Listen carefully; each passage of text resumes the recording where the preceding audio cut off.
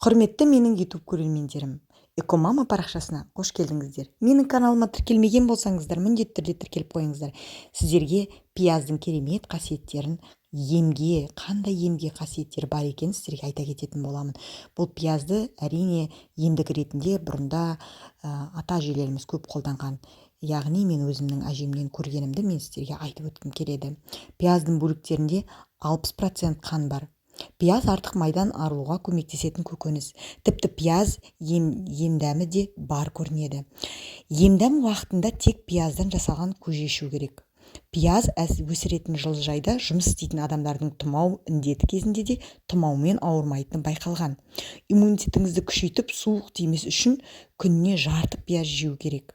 Пияздың ара сона шаққанда ауырсынуды басатын әсері бар. Ол үшін шаққан жерге бірде пияз шырынын жағып қойсаңыз жеткілікті. Пияздың құрамындағы дәм мен иіс беретін заттар қатерлі ісік жасушаларымен күресетін әсерге ие екендігі ғалыммен дәлелденген. Пияз тәбетті ашады. Оған қоса астың сіңімділігін арттырып, ағзаны жұқпалы ауруларға төтеп беруіне себебін тигізеді. Пияздың бактерицидті және зарарсыздандыратын қасиеті бар. Пиязбен жәндіктердің шағуын емдеуге болады. Ол үшін шаққан жерге пияз бөлшегін басып қою қажет.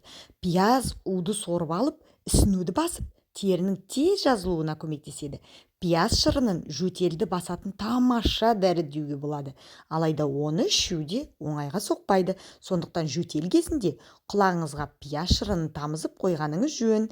Пияз шырыны қанға түсіп, жөтелден арылуға себебін тигізеді. Пияздың ыстық түсіретін әсері де бар. Егер баланың ыстығы көтерілсе, пиязды дөңгелектеп турап, алмас, сірке суына салып алу керек. Артынша шұлықтың көмегімен пияз дөңгелектерін табанға басып қою керек екен. Оған қоса пияз бөлшектерін құлаққа салып қойған дұрыс. Нәтижесінде баланың ыстығы жылдам түседі. Рахмет көрермендерім.